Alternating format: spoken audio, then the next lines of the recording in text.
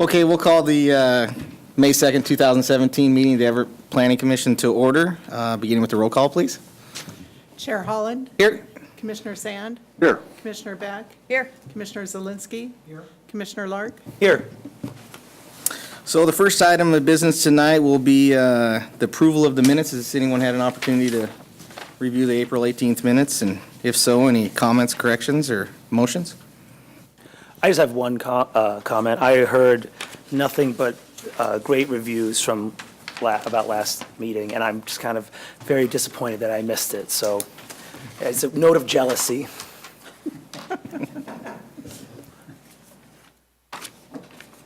I would move. I'll second it. Call for the vote. Commissioner Lark. Abstain. Commissioner Zielinski. Yes. Commissioner Beck. Yes. We're voting on minutes. Commissioner Jordison. I had one item that I would like to address in the meeting minutes. Okay. Well, we have a motion, so we have a comment on the motion, I guess. So go ahead, Mr. Jordison. Well, there was one sentence that I had on page 3. We were talking about my comments, and it said that we were talking about what I had said, and it said he supported increasing the heights in the central core, but he didn't want to make changes to the code that make it easier to build something. And I feel that what I said was so summarized or maybe simplified that it really wasn't what I had said anymore. I felt that the point that I was trying to make is I am not advocating that we make it difficult for difficulty's sake, but we have these sort of various neighborhoods and districts that have their own identity, and I feel that that identity should be sort of maintained and protected and even enhanced in some cases. Okay. And as a city, we have this collective identity. And I guess what I was, the point that I was making is that we should, care about what happens and what gets constructed here, not necessarily just to make it difficult, but just to sort of, continue with the kind of pride and thoughtfulness that we have in our city. And I'd like to continue to see that pride and that caring developed and enhanced to the extent possible. So I'm not saying we should just make it hard to build things. Right. I just want to see, our built environment is becoming very nondescript. And that's what I'd like to see, sort of, I'd like to be kept in abeyance, that all this sort of, advertising and franchising and, the sort of blight that that we are barraged with. So I think that was really the point that I was trying to make. I can make that change. Thank you. All right. You need any specific language for Commissioner Jordison regarding that What I'll do is I'll put something one together and sentence? send it to him. Okay. Thank you. You're welcome. So we have some comments on the minutes and a potential amendment. Do we have any amended motion, I guess, on the minutes then, prior to? Do we want finalize to the vote? just suspend action until next time when we see the final version of Commissioner Jordison? I mean, I'm just, as There's no urgency in Is there, getting the minutes approved. Alan, right? is there any urgency on finalizing the minutes this? Why don't we just hold off till next time? All right. Okay. That sounds good. Any committee reports from the commissioners? Nothing to report. Mr. Beck? Mr. Jordison? no thanks. Okay. No reports. No reports from me. How about staff? Any comments from staff? No comments from staff tonight. Okay. Well, this is an opportunity for anyone in the audience to address the Planning Commission on anything that's not on the agenda tonight. We do have one agenda item regarding opiate substitution treatment facilities. So if you'd like to address the commission on anything other than that, please come forward now and state your name and record for the... Okay, seeing none, I guess we'll move on to the opiate substitution treatment facility. Good evening, Alan Giffen, Planning Director. And this is something that started about a year ago when I had asked the Commission to initiate consideration of a code amendment to allow for a second opiate substitution treatment facility in the city. Our current code allows just one, and in order to establish a second one, it calls for a complex process of interlocal agreements related to essential public facilities, which probably are more complicated than it's worth to try to develop such interlocal agreements with other communities. And so what we've proposed is some language for a code amendment that would allow for consideration, allow a second facility in the city, and in addition to the areas where the code currently allows such a facility, which is south of SR 526 in the Evergreen Way corridor zoning. We have also recommended that we allow that on in the Broadway mixed-use zoning area north of 24th Street. Now, since the time that the Commission agreed to initiate the code amendment last April, and it's taken this long to get back in front of you, we've had a number of discussions both internally and with Therapeutic Health Services about specific locations, and between a number of different departments or the mayor and others in administration trying to sort out where the best places would be to allow or not allow the clinics that, as you heard and your minutes will reflect from a year ago, the THS, Therapeutic Health Services, was interested in a building located in the downtown area on Rucker and Pacific, and for a number of reasons, the city administration and several departments did not want to allow for clinics in the downtown area, and particularly in areas where the city is trying to encourage some redevelopment and investments of its own. The city will soon be investing both in the Rucker corridor south of Pacific and in the Rucker corridor north of Pacific with a streetscape project similar to the one that was completed on parts of Hoyt Avenue, and that those are an area that is somewhat felt to be somewhat sensitive in that it's designated as a retail street, but we don't have much retail activity on that part of Rucker, and so the recommendation that we have to allow it on the Broadway mixed-use zone north of 24th Street will allow it close to downtown and in North Everett, where the demand, as stated by THS, appears to be centered, that we can be a little bit more flexible. The initial clinic that's located in South Everett, we're really unaware of any issues that it has had related to crime or public safety, but it just downtown redevelopment is a delicate thing, something where we've had some successes. It's not, if it weren't for some of the property tax exemptions that we allow for housing, we probably wouldn't have seen much housing in the downtown. All of the housing that we've seen in the last 10 or 15 years is really a result of having a favorable tool, but without that, we probably would not have seen much housing, if any. And so it's had some moments of strength. It's had some moments where through the recession we've weathered the recession a little bit. But even at this time where we have record low vacancy rates in the city of Everett, we're still not seeing new projects come along, where at a time where you would think that the market would be driving that kind of investment into downtown. So it's still something where the city felt very strongly, administration and several departments felt very strongly that not to allow the opiate substitution treatment facility clinics in downtown proper. And so with that, and looking back at the minutes from the meeting in last April, there was a request for some additional information about how this type of facility would fit into some of the city's efforts to combat opioid addiction and some of the street-related issues of the Community Streets Initiative.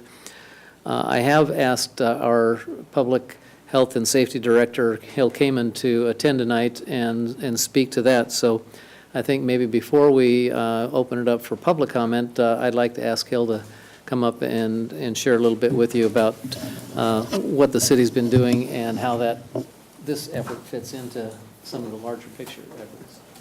Great. Good evening. Hill Kamen, Public Health and Safety Director for the city, working in administration. And as a kind of thinking back to when the Streets Initiative started in 2014, it was a collection of a variety of interests that included business interests, primarily focused in the downtown corridor and some of the commercial areas of the city, and then social services, law enforcement, government agencies, and faith-based organizations. And those individuals met for 6 months and produced 63 recommendations on how to address street-level social issues. That included mental illness, homelessness, and substance use, poverty, those kinds of issues that were visible on our streets. That balanced approach really took into consideration the business interest that Alan spoke of, as well as this really desperate need to expand access for treatment services for those individuals who were suffering with addiction. At the time, we didn't even understand the full scope of the opioid epidemic that was striking Snohomish County, and that has continues to this day to confront us with overdoses, with needles in parks and public spaces, with our jails and detox and treatment facilities that are overflowing at the seams. At any given moment, there are 50 to 60 individuals detoxing from opioids in our jail, when there are just a limited number of detox beds in our community, so 16 publicly funded ones. So in the last year, as the city, 2 years, really 3 years, as we've come to understand these issues better, come to get involved in them, rolled out a number of different programs, we have been working with community partners to expand treatment opportunities, and that includes the whole spectrum of treatment that is available for those with addiction. That includes detoxing, that includes long-term residential treatment, that includes abstinence-only treatment. It also includes harm reduction programs, and it includes particularly effective with the opioid substitution treatment or medically assisted treatment, where individuals are placed on either methadone, Suboxone, or Vivitrol, the most common approaches, and those different drugs help individuals work through the challenges of addiction and stay alive long enough so that they can actually make some life changes. We've, in the last year, had a lot of discussions internally about THS and about opioid substitution. I've had an opportunity to tour the facility in South Everett. I really have wonderful things to say about the operation that they have in their South Everett facility. They have hundreds of people a day getting treatment there. A very well-run operation, very responsive to the city. There are lots of people who come by there every day. I was there early in the morning, and I've been there in the afternoon, and there is a steady flow of individuals coming and going, getting on the bus, driving their cars in. But it seemed to be a very smooth operation, and people were not lingering around, but a lot of traffic in and out because they serve so many people condensed in that one location. As we looked at working with THS at where they saw the need in the community and where it would fit in the city, we came to the proposal working together with a collaboration of departments at the city that is described in the packet that is presented for you tonight. Thank you. Any questions, staff, before we open up to the public?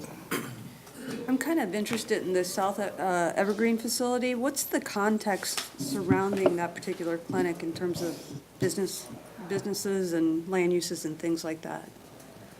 You want to do that? Thank you. I'm familiar with it. It is located in at about 100th and Evergreen Way. There's a business park Okay. near, or in which the THS facility is located, so it is in with kind of more of a suburban office park type of environment with a number of other businesses in that office park. And it's not having any impacts on those operations in terms of traffic congestion? I mean, and it sounds like people aren't lingering and, None that we're aware of. We're not aware of any complaints. We don't get complaints. It's a complex that has a lot of parking provided with the business park under, more modern codes than, say, a downtown type of development. but it's easily accessible to folks in the surrounding, not just Everett. I mean, it sounds like it's probably a clinic that's serving more than just the city itself. Yes, and Mr. Berkedal from THS can probably tell you more about where the clients come from, but it's our understanding that they do come from a much wider area than just the city of Everett. It is convenient with the Swift and Everett Transit running up and down Everett Greenway to transit service there. Thank you. Commissioner Sand? Was the proposal for along Broadway north of 24th, because there are similar properties, business parks in that area as there is on Evergreen Way? It's not exactly the same. The lot patterns for the properties that front on Broadway are much smaller parcels, about 110, 120 feet deep. The original platted lots are 25 feet wide, so in order to have any meaningful building, you have to assemble a number of those lots in order to develop anything. And as THS has reported, they have not been able to find a building that's available that fits their model, business model to lease and do tenant improvements, something that quite works for them to be able to economically do that. But the reason for putting it on Broadway is just to create another opportunity in the north end. It's a very high-volume arterial corridor, much like Evergreen Way, except the lot patterns are basically much smaller. And so while there are similar characteristics in terms of traffic and accessibility and just sort of the prominence of arterial commercial corridor within the community, the land that you're working with is much smaller in size than, for example, the business park in which they're located in South Everett. And that kind of gets to the heart of my question, because it appears that the success that may be out there on Evergreen Way may have something to do with proximity to existing facilities DSHS has, as well as the type of the business park type of development, which doesn't occur on Broadway. So I'm curious as to how the decision was made that you think the success on Evergreen Way would transfer to Broadway, because the land use is so different. Well, we do have clinics on North Broadway. There are some newer clinics that have been built recently, both at Everett Community College, which is a bigger parcel, but then there's also a community health center that's been built on one of those half blocks of Broadway that's only 120 feet deep, where they do have access to bus service. They've got parking on site. That's the type of probably pattern that we would anticipate for a facility of this being able to successfully locate. But that's really in the north end, outside of the downtown, where, again, we're trying to encourage redevelopment in an area that, again, has been kind of a struggling for many, many years to redevelop. Broadway is something that just provided a little bit more easy opportunity for somebody to build that isn't THS's business model to build a new building, but that's really about the only place that makes sense like it does on Evergreen Way along a busy arterial corridor in the north end. It does sound to me like the preference not to have this facility downtown is because there's a concern it might be a difficult neighbor to have down there. That's one of the perceptions, that and just the abundance of social service facilities, agencies that do exist in downtown. We have a lot of challenged populations that seek services within the downtown at social service agencies, and so it's to the point where some of the issues that Hill has talked about with the business community being concerned about just a lot of the issues that they see and we have experienced in the last several years, trying to kind of keep I won't say a lid on it, but limit the exposure of the business community that's struggling in downtown from a lot of the social issues. Thank you. Commissioner Lark? I'm going to take the conversation just a slightly different direction and kind of dive into just some meanings and definitions really quick, if that's appropriate at the moment. I kind of want to dive into what exactly is defined as an opioid substitution treatment facility. And before you answer, I'd just love to give a little context. There was the last kind of presentation that was done at the Historic Everett Theater by this Safe Streets Initiative. There was a doctor there who spoke about buprenorphine, which is a very interesting and very drug that has some very positive, I think has a very positive future for treatment of opioid addiction. One of the key elements of buprenorphine is it could be prescribed by doctors in an office setting, and then the prescription could be filled at any pharmacy. And I think that's a very interesting concept, especially because it integrates treatment into our pre-existing medical infrastructure. Also allows for greater accessibility, because see, there's a lot of CVS's, Bartell's, Safeway pharmacies around here. And in addition to that, it also, you're going there, it also reduces stigma, so you have higher opportunity for people to seek treatment and continue on with treatment because they're not going to a known, they're just going to get a prescription filled. The definition of opioid substitution treatment facility here kind of basically says anyone who prescribes an alternate to opioids. And also in the language, there's a cap at 2 here in the city. I just want to make sure that the language we're putting together right now isn't prohibiting us from, addressing or utilizing this tool in the near future, because it's already being utilized in San Francisco, and Seattle is already looking to institute it as well. So if there could be I'd love some feedback on some thoughts on that, please. The current zoning ordinance nor the amendment would limit the ability of the medical office to prescribe buprenorphine or other opioid medically assisted treatment that could be used.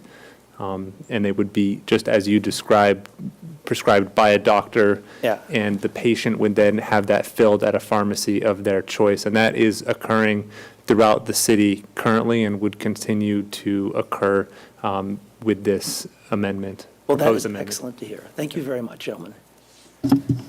And Commissioner Lark, the difference in our definition is that the definition here is an organization that administers or dispenses on-site an approved drug. It's not prescribing so that it's filled elsewhere and consumed elsewhere. It's dispensed on-site. Dispensed on-site. Right. Any additional questions? Okay, we'll open up to public testimony. So if I didn't get any sign-in slips there, but if you'd like to address the Planning Commission on this issue, please come forward now and state your name and address for the record. Victor.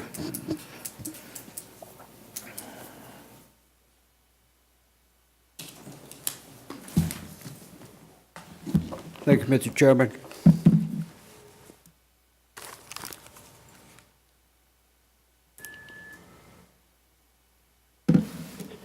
Thank you, Mr. Chairman. Victor Harris, 3017 Lombard Avenue, Everett, Washington.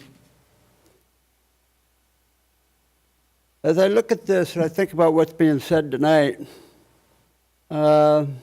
this strikes me that downtown municipal areas, metro areas, seems that the property values are much higher.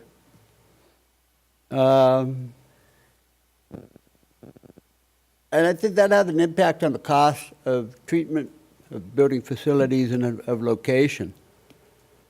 And so I'm really curious, what is the demographic that makes this metro area so attractive?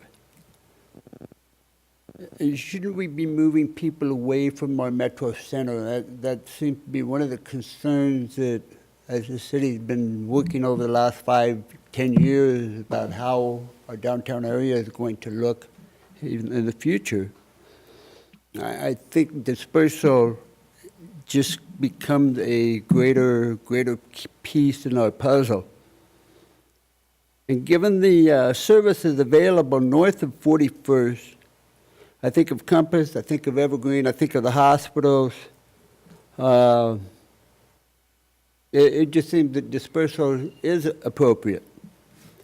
I've argued that the Berkshire location is the appropriate place for the low barrier housing. But in that argument, I've also argued that it's important for every neighborhood to carry a part of the burden of this city. As we look at treatment, as we look at housing, as we look at other needs that the city has to put forward. Take this one because you may get something worse down the line because of your refusal to take what at this point looks like a good project. So the question before me now for you is, shouldn't all the neighborhoods be shouldering this burden?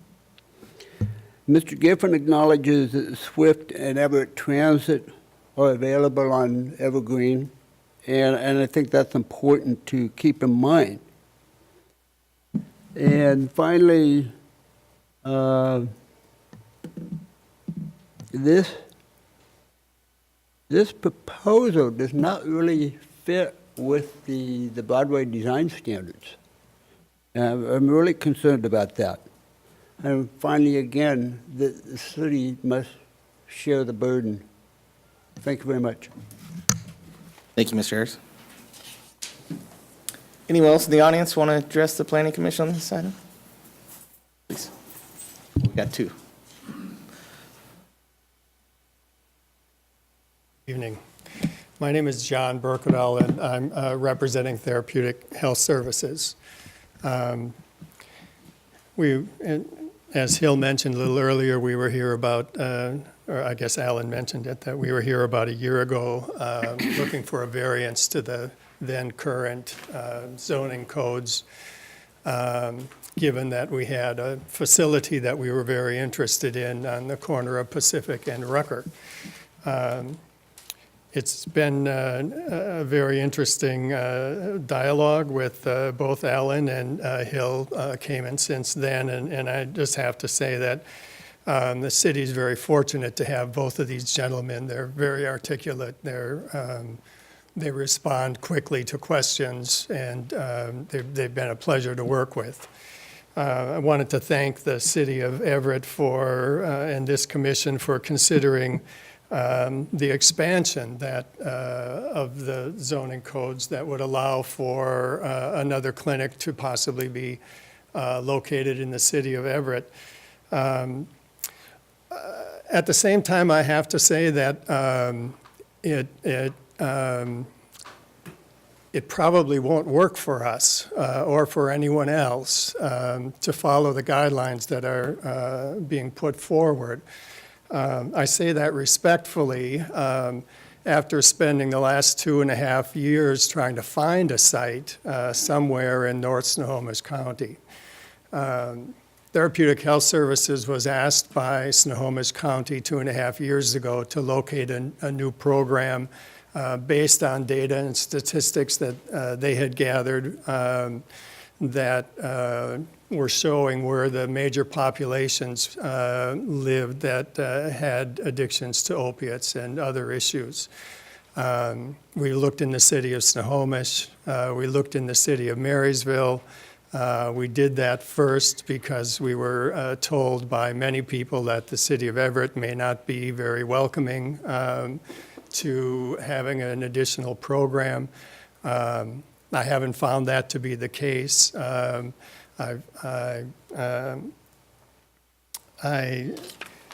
terms of the 2 locations that we're considering or that you're considering for zoning, changes. The zoning in the south really would be difficult for anyone to locate another program in the south because we're already there. We're treating almost 900 clients, 850 clients is the maximum that we've been treating in that location. So many that the county has asked us to reduce the number to try to reduce the impact on the community. But then they've come back and asked us to increase again because the need is so great. So if we located another clinic in the south, according to the documents that you have, we wouldn't be able to locate another clinic any farther away than about 2 miles, 2 or 3 miles. It's too close, the state won't allow it. Our preference would be to locate exactly in the zone in the north that's been described in your documents. That's the ideal place for us. According to the data that Snohomish County has given us, the highest number of deaths to opioid overdose have been in the downtown area of Everett. The second highest are in the Marysville, Snohomish area. So being on the north end of the city, close to Everett Community College and that area and Washington State University would be a perfect location for us. Unfortunately, in all this time, we haven't been able to find a place. I drove up there again tonight and spent a half an hour kind of driving around looking, is there anywhere that we could locate? We're a very highly regulated agency. In order to get a license, we, among many other things, we have to develop a transportation plan that shows that clients can have easy access to our facility. That means minimally that it needs to be on a bus line. Broadway is perfect in that regard. But there are no locations. We thought we had one a couple of months ago in some property that's owned by Everett Community College. Ironically, it's a space that's been vacated by a pain clinic that I would guess prescribed opioids heavily and probably, don't quote me on this please, but probably were part of the reason for the epidemic that we're experiencing. But given that that property is owned by the state of Washington, and particularly, I don't know how the ownership quite goes, but it's been designated for future use by Everett Community College. Initially, they told us that we couldn't have more than a 5-year lease, and then when they found out who we were, they told us they wouldn't speak with us anymore. So we're not able to, and I understand partly why that is, because they, I'm sure, have future expansion plans. Washington State University is there now, and they have future plans. The community college has future plans for, or want to keep planning available for that site. So at some point in the future, nobody knows when, they may have a use for it, but up until then, they won't speak with us. So we're back to the only place in Everett that we've been able to find that we could adapt in any way is the former Trask Surgery Center on the corner of Pacific and Rucker. We're clear that the city does not want us to be there because it's part of the designated zone of the Streets Initiative. I get that. It's right in the corner. When they talk about it being downtown, it's absolutely in downtown. It's right in the corner of the designated space. If you go across the street in any direction, you're out of the zone. So yes, it's in the designated downtown corridor. Understand that there are plans for other usage. It's also right across from the Snohomish Health District. there are many benefits to being there. It's a surgery center. It was built for medical. We're medical. We have doctors, we have nurses, we have phlebotomists, we have urinalysis technicians, we have counselors. Many of those people need water in their offices, and bringing water to that many offices in a building that's not medical is very expensive. Usually requires core drilling in the cement and blah, blah, blah. It gets out of control very quickly. This spot, fortunately, would be relatively easy to amend to our use. Our business is early morning. That's when the majority of our clients are coming to the site. Depending on the need, we open at 5:30. And the crush is, at that time, mainly people that are working and need to get to work. And so we've developed a system to allow those people to come earlier than people that aren't working. We get them in and out quickly. And they come back later for their counseling. So the impact, we believe, is relatively minimal. We work well with the Everett Police Department. We've had very few calls to our site in South Everett. Occasionally there will be a call from fire for overdose or something like that, but it happens very rarely. And we feel like we don't we also have 1 to 2 to 3 people, depending on the site, designated as parking lot attendants, or we call them community liaison professionals, and they work with our clients to keep them moving in and out in the most efficacious way. And we mitigate loitering and those kind of issues with those people. I wanted to just quickly address your issue of buprenorphine. It's not a miracle drug, but it's an excellent drug. We use it when we can. It's not for everybody. Buprenorphine is great. It won't get you high. The only thing it'll do is block the pain receptors in your brain and keep you from going through withdrawal. It's really expensive, really expensive. And I've been told that the street value of Suboxone or buprenorphine is about $50 to $100 a pill. And the only thing that it does on the street for people is keep them from going through withdrawal. And it's worth it to them to keep from going through withdrawal. And so there can be a sub-market on the street for buprenorphine, we call Suboxone. By contrast, methadone, which is the drug that people have a lot of feelings about it when they hear that word. It costs about 15 cents a dose. By contrast, we give it to our clients.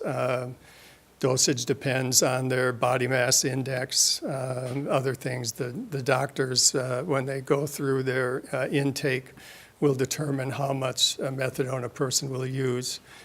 And then over time, the goal is to reduce the amount of methadone that they get while they're in counseling as well and going through our other programs, and eventually to detox completely off of methadone. That's the goal. How many people achieve that goal? Hard to say specifically. If you're a 21-year-old and you've been on heroin or pain killers for 6 months or a year and you go into treatment, you have a pretty good chance. If you're 40 years old and you've been taking heroin all your life, you probably don't have a very good chance. But we can stabilize, help to stabilize them and help them to go back to becoming productive members of the community, but they'll probably have to stay on methadone at some dose level for the rest of their life. It's a harm reduction model.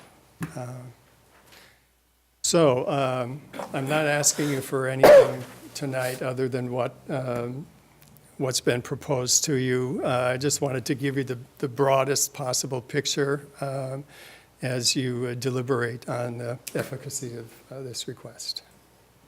Thank you. Any questions? Yeah, go ahead. After you.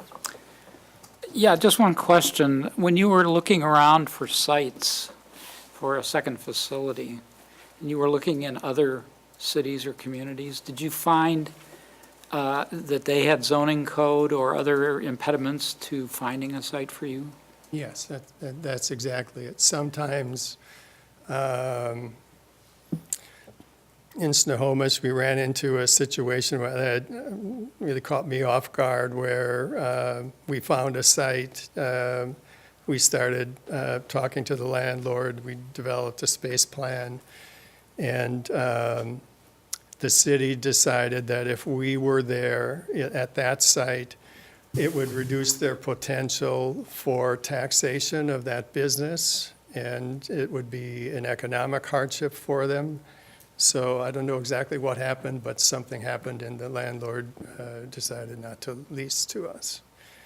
But the problem with being in a smaller city is that there are fewer buildings that are there that are available, and they're either really, really old and difficult to rehabilitate to our use, or they're brand new and have been built to some other purpose.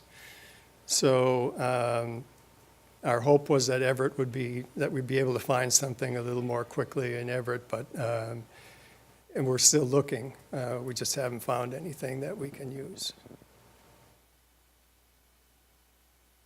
Commissioner Lark? Oh, so just as I understand, your concern right now, even if we do pass this code amendment, it wouldn't really result in a site in North Everett along Broadway at all, because there's just no parcels that could accommodate. It wouldn't result in that short term, whatever that is, because there's literally nothing available. If something came available, we would be our first people with our hands up. So it's a step forward in that respect. If something is available, we'll do whatever we can. We're not asking for the city of Everett to give us any money. The funding mechanism is competitive in the Seattle area because there are a number of clinics similar to ours in King County. In Snohomish County, there's only one, and there are none farther north up to the Canadian border. So there's money there for our purpose to help us with the build-out, to help us even with rent for the first couple of months, to help us with equipment purchase, which is a very large, very expensive cost. We don't get any of that support in King County, but here, because there aren't other programs similar to us, financing appears to be available. And you mentioned that in downtown Everett, it's the highest number of overdose deaths. What is that number currently? I can't tell you because the data that I have is from 2015. That's the most current data that we have. I know that it's rising, but I don't know what the exact numbers are. We tried to get those from Snohomish County, but they didn't have them either. Okay. I think that getting some examples from Seattle and maybe even some of the larger East Coast cities, I think what we're struggling here with is the stigma and people's fears and concerns. And, I come from the East Coast and I'm back east a lot. So I know that these things can be incorporated into the community and they're absolutely needed public service. So I would encourage you to work with the city and find some case examples, because that's the real issue here, is perception. Case examples of, Where clinics have been incorporated into some high-density areas, such as the downtown areas, and there's still profitable businesses that are surrounding them. People come and go. I And can give you I apologize for interrupting. yeah, I mean, and I know you can, but I think that this is what we're really struggling with, is an educational campaign versus what reality is. Sure. Because I think it actually, I don't know this, but based on my anecdotal experience, would probably be best if it were located down where the other services are. You want to meet people where they're at. We have big issues down there at the transit center. We want it to be as easily accessible as possible. And it doesn't have to take away from the growth of the city in terms of the business opportunities that are coming with the future, particularly with transit lines and things of that nature. So I would really encourage you. I think we desperately need this facility to tell this story, because this story is being told in other locations where it is successful. And it's successful in the sense that people are getting treated, served, and there's still a thriving community that has incorporated the clinic as part of the community. Right. And so I think that we need your help in telling that story to our leadership as well as the general public. Thank you very much. Any other questions? Thank you so much for, Thank you. I believe we had at least one more that wanted to address the planning commission.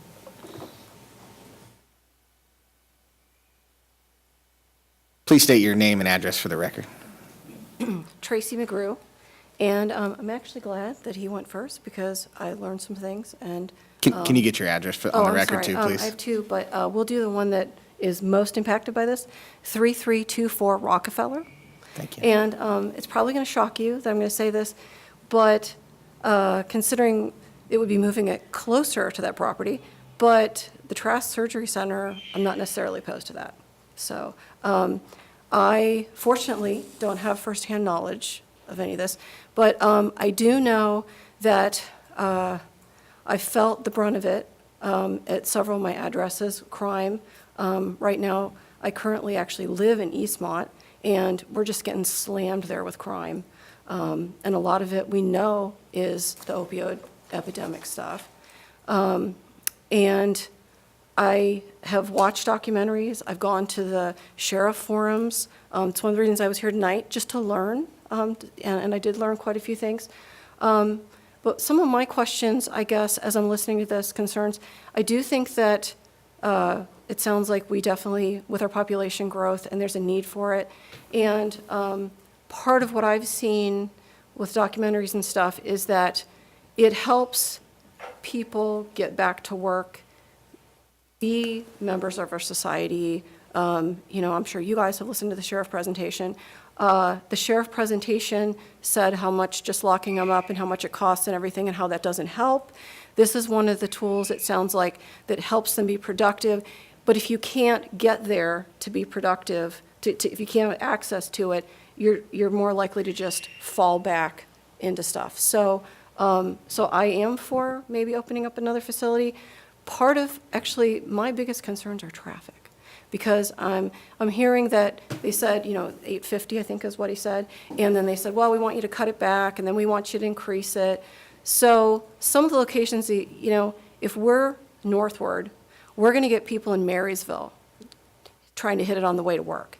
We're going to get, people north from Snohomish, Gold Bar, all those places, people who are commuting south, and, probably some of them commuting north. There's businesses in Arlington and north. There is an opposite commute. Wanting to do the quick on and off. So I don't know which, that's one of the reasons why when you said Trask, I'm like, well, that might be able to handle the traffic a little bit better. One of the things I don't know, and that is, I have heard that sometimes it does help you, but you also can have withdrawals from that if you're running late for your stuff. So my concerns are, and I don't know any of the data, I'm not sure where you would look this up exactly, but not just traffic increase, but traffic accidents of people rushing in that area to get there or trying to rush out because it took them a while to get their thing and they're late for work now. Because we're going to be putting a bunch of, a lot more traffic for something that is, very, they're pulling off heroin. In a way, it's supplementing it with something else that they also want very badly and need very badly. So that's my only thing about where we're putting it and how that's going to fit into the rest of the stuff, I guess, and how that's going to affect other businesses and pedestrians and other plans that we have for the future. I'd love it if we didn't need this, but the problem's here. So I also don't mind necessarily that area because we also have, that's sort of the tip of the clinic and all the other stuff back up that direction. It might be an easier on-off, but, I'm open-minded, let's put it that way. As a member of the community, I'm attempting to be open-minded. I'll admit it, I'm here, I was concerned about my property values. I actually parked, I have a person in that as a rental, and I parked there, and I talked to him tonight, and I said, hey, I'm going to this, I'll let you know what. He's like, oh, I didn't know what's going on. So I'm very open-minded. I know that we have a problem. I would like to help be a part of the solution. So, I think part of it is, I do like it when you guys have the meetings, and you do get out there and you publicize stuff. I went into the sheriff's meeting thinking one thing. I left the sheriff's meeting thinking entirely different. I have talked to other people because of it and told them things that I, learned there and helped change some of their attitude a little bit.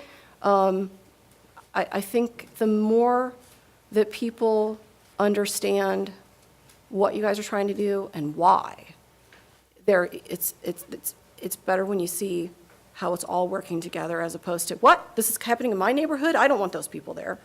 I think that's good. So thank you for opening up and putting this on next door, so I knew to come tonight. So that's all I have, unless you guys have a question for me. Any questions? So, thank you. Thank you very much. Alan, I don't know if they have statistics on the number of, or if they're required to take stats on the folks that commute or drive, personal vehicles to this. 850 trips, I think that's what the state allows maximum now per clinic for patients.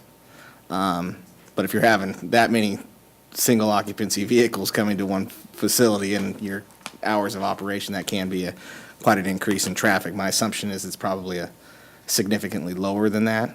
And then secondly, I see in the regulations about it being a type 2 review now, and does that still require public notice? Type 2 would require a public notice to owners of property within 150 feet of a proposed opiate substitution treatment clinic. Okay, thank you. Is there anyone else in the audience that would like to address the Planning Commission on this topic? Seeing none, any other discussion or questions for I just staff? want to comment real quick, Sure. I really appreciated the comments from the gentlewoman who just spoke, and about keeping an open mind. I think that's really important on this particular topic, particularly in today's world. So I commend you on your courage to come and talk to us about it, and stay engaged. Yeah, Commissioner Jordison? Yeah. Well, I have to say, I'm not shocked, but it's no less heartbreaking for me personally to hear about, the kinds of fear and suspicion that Mr. Burkhart described and that he's encountered. I don't think it's unique to have that in any community. But after being here for 17 years, I know we've got it in spades, here in the city of Everett. I don't really, I've also watched sort of this parade of failing businesses in downtown Everett, and I have to say, it's always someone else's fault. I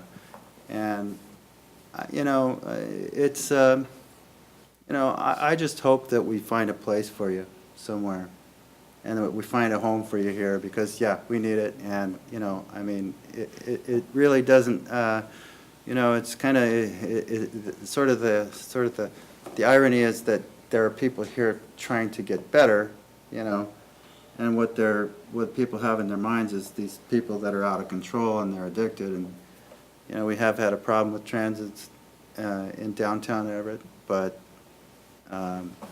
this is, if anything, it's a way of trying to sort of mitigate that and reduce that problem, or, you know, help to get it under control. But, you know, whether it's on Everett, or whether it's on Broadway, or if it's somewhere in downtown, or, you know, if it were up to me, I'd just clip a corner off the downtown designation, and I'd set them in that Trask center that you find so appropriate. I just hope that, I feel that, and there's only so much I can do, you know, we have to work within the system, and we have to deal with all the stuff that we have to deal with, but, you know, I'm like Commissioner Beck. I want to wish you blessings and Godspeed, that you find a place to go, and that because, you know, God bless you, you know, for what you're doing. And if there's anything that I can offer you to give you the encouragement to keep going and keep trying and to persevere, by all means. Yeah, just one final thought. I think, you know, education is a key component of this, because you know, the stories that were told this evening about people going in and out of the clinic on Evergreen, and the goal that this clinic seeks to do, and the hours that they operate, and they open at 5, so people who are going to work can, you know, take advantage of it, you know. So I think there's a very large, at least, misconception of, you know, who will be taking advantage of it. It's your neighbor, it's the teacher, it's the person around the corner, your coworker, and, you know, I think that needs, and so again, echoing what Commissioner Beck said, you know, the open-mindedness of the citizen here today, and should be applauded, because, you know, when we think about it, the people who are using it are the people who we all know. Commissioner Sand? Alan, my question has to do with when this comes back before us at the public hearing, and if there was an inclination by a member of the Planning Commission or the Planning Commission as a whole to modify the recommendation that you have that the location be along Broadway north of 24th, if we wanted to open that up so it had that requirement and also had the option of locating in the downtown area, somehow described as a Trask Surgery Center, I suppose that's an option the Planning Commission would have at the public hearing, is to modify what the staff recommendation is to something that the Planning Commission thinks would be more appropriate to find a location for this necessary service that would then go to the City Council for decision. That is correct. If Commission has different thoughts about something the staff has recommended as far as a boundary or location, that is within your prerogative to certainly make a different recommendation. Okay. And it's proposed to go in June, right? Is that correct? Right, that would be June 6th. Okay. Is there any direction that we want to supply to staff other than the comments that we've given today? Commissioner Zelinski? Just one observation on the definition. I was noting the definition in the staff report, and it begins, an opioid substitution treatment facility means an organization, and I would argue that a facility is not an organization, and I would suggest that perhaps the staff might want to review that definition while we're on this topic, to restrict it to a site, a specific geographic site. Thanks, good comment. In that review, I remember when addressing the answer I had regarding access to buprenorphine, there was a reference to the fact that we define it as an organization. How would that, I just would love a note on how that would impact, you know, impact the question I'd asked earlier. Well, it's really, the term that we're trying to define is facility. And so a facility, I agree with Commissioner Zelinski that doesn't necessarily mean that a facility is an organization. I think we're talking about more a building or a location rather than an organization. We can tweak that definition. Good comment. Any other direction for staff? Just, can we crystallize the directions we have so far? Because I think we've hit on a few. Well, what is staff tracking on for us to talk about on the June 6th? Well, based upon what I've heard tonight, it sounds like there may be some thought about a different direction than has been recommended, but I don't have that direction. I think if you take the staff's recommendation as it's stated here in the memo tonight and want to make changes to that, that you can either talk about that tonight and give staff that direction or make changes at the public hearing on June 6th. In that case, then, I'd like to, kind of give staff direction to examine what would need to be done to facilitate the siting of a treatment of a facility like this on the corner of Rucker and on Pacific. Yeah. Well, I would be reluctant to get so geographically specific as to name a corner or a facility or a property.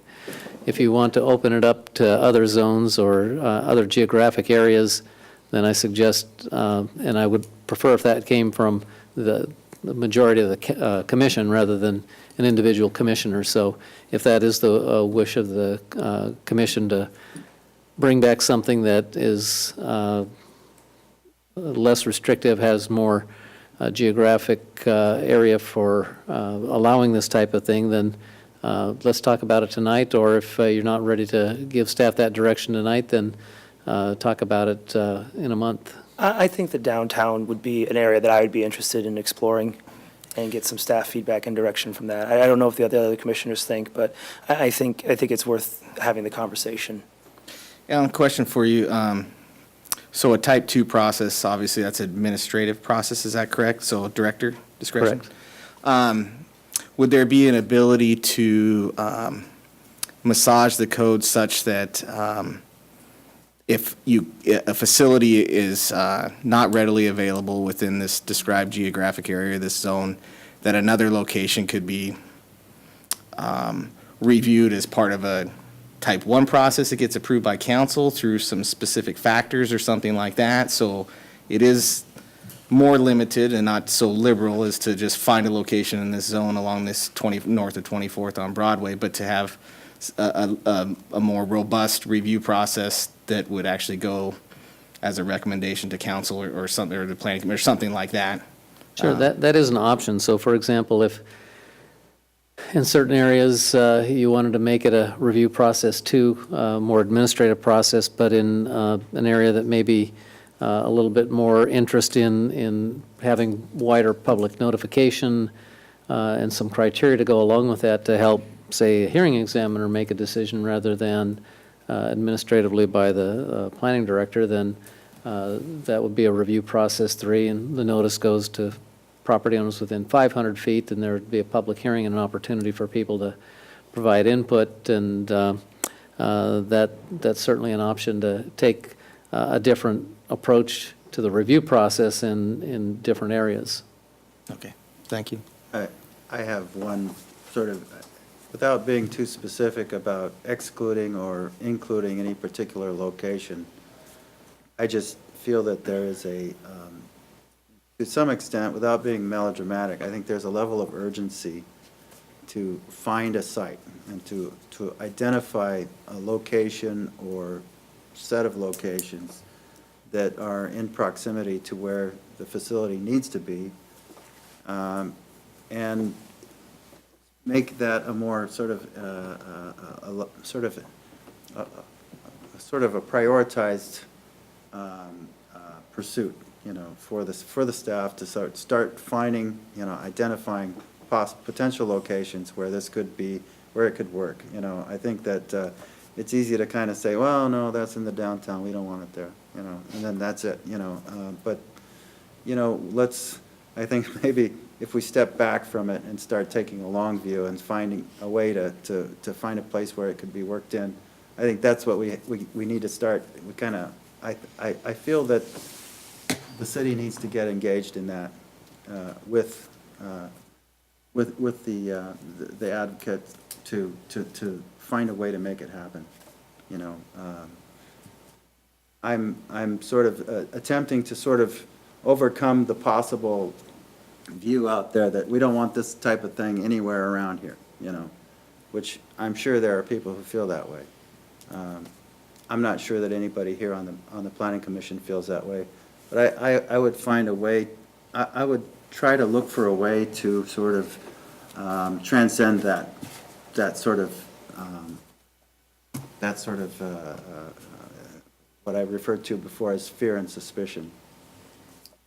Perhaps I can respond to, I guess, some of the comments that I'm hearing and throw a proposal out there for your consideration to bring back at the June 6th hearing. And that would be following up on Commissioner Holland's suggestion that we might have a different review process for the downtown area. I think that we, in order to not just make it a more widespread type of notification or a more formalized review process, I think we should probably come up with some criteria by which the hearing examiner would use to evaluate whether or not a site within a given location is appropriate or not. And that's something that I'm not prepared to do tonight, but I think we can work on and bring something back to you to look at by the June 6th public hearing on this, so that we can go back and do a little thinking on that and come up with some criteria that for sites or types of properties that would or would not be appropriate, or different criteria that would be used to make a decision by the hearing examiner in a case like that. If it was not in an area where, for example, on Broadway or the Evergreen Way neighborhood, where it's a less restrictive review process. Does that sound like something that Commission would like to see? Is that, I don't want to put you on the gun, is that something that would be appropriate for an additional workshop before the hearing? Is that, I know that's putting you on a lot of work to do. I was thinking that one too. It's the Commissioner's comfort level. If you're comfortable with us bringing back something and possibly making a decision on the 6th, I think I'd prefer to hold a public hearing. If you're not comfortable, you can continue that, or come up with another recommendation that may be different than we're talking about tonight. Okay, thank you. For my 2 cents, I think what Alan has described just now makes a whole lot of sense and is respectful for the concerns of where this kind of facility might be located, yet there'd be a process there for citing it and a couple options. So I think it's a good approach. Yeah, I have to echo Commissioner Sand's sentiment. Well said. So we can bring something back along those lines. We'll try and get something out to you a little bit further in advance than a week, so that you have a little bit more time to think about it. Think that, what's that, about 5 weeks out now, so we should be able to get something out a little ahead of that, so that you have some time to think about it. Gives us some time to talk about it internally, and probably with John from THS to just come up with some criteria that are workable for a provider. In addition to that, is it possible to work with John with THS regarding, maybe send us a link to the state requirements for siting? We talked about coming up with a plans required for transportation and other things. It'd be interesting just to look at that list, and so the Planning Commission has a better understanding of where those sites would be workable. Yeah, we'll find the state regulations and pass those along to you. Thank you. Whatever's in writing. Any other comments or further direction for staff? Commissioner Just one Zelinski? additional one. I'd suggest when we have our next discussion on this, that you have some maps available that show the zones. And Sure.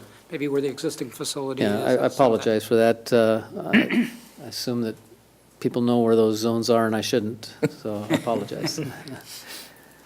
Broadway is Broadway, and Evergreen is Evergreen. I think it's helpful for the public at the public hearing to know where those are. too. No, good comment, and, yeah, I appreciate that. And I guess if there's no more comments, just for the last meeting, I know Mr. Harris had a question on a couple items. I don't particularly remember what they were. I know you were going to research those, but. Yes, and perhaps, Victor, you can help me with your questions from the last meeting. I know one of them was about a 16-bed facility that's proposed, thank you, Hill, in the Evergreen Way neighborhood up near, yes, in the 67th, okay. And so that is, it's a use that is kind of a new classification promulgated by Department of Social and Health Services, and it is, I don't even remember the name that they use, the term for that use, but it's a transitional facility for people with either mental or emotional disabilities that are transitioning out of an institution and back into society. And in this case, it's a use that's not specifically listed in our land use code. And so you know, for example, if it were clearly an assisted living facility, our code would address it as such.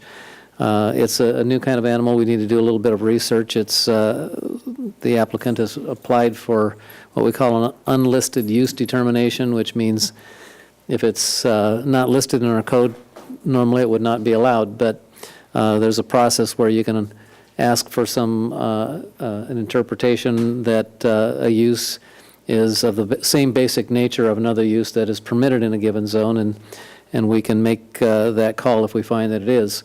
And that's the process that's being used for this particular facility. But again, it was a private applicant who's proposed this. It's not a city-sponsored land use project, and the fact that it is not far from the proposed low-barrier housing site, there are no separation criteria in our land use code for housing types of that nature that require some kind of separation requirement. So the fact that they're in the same neighborhood is more of a coincidence. It's certainly not something that was coordinated on the part of the city.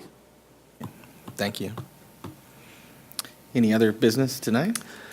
Just want to talk a moment about our next meeting on, well, that'd be the 16th. At our last meeting, we talked a little bit about the land use code for the metro area.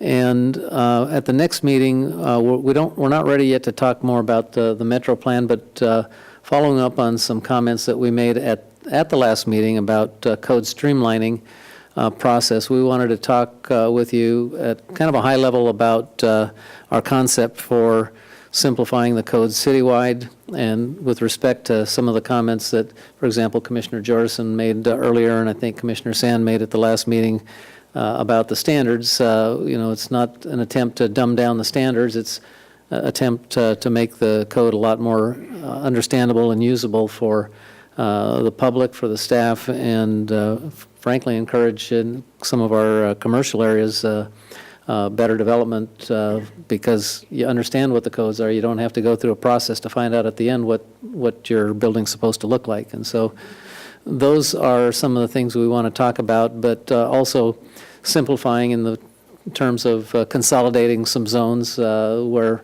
we have a lot of zones that are very similar and overlap one another. Why not just make it simple? If you can take 3 or 4 zones and consolidate them into one, then if there's no real public benefit to having 4 zones instead of 1, then that's kind of a cleanup thing that we'd like to do. And so just very high level, we're not really very far into the thought process on this, but we wanted to share that with you and get your reactions and feedback to see what direction you might have, or if we're on the right track or not. So that's what our next meeting will be about. Perfect. Any other comments from commissioners? Okay, we shall be adjourned. Thank you.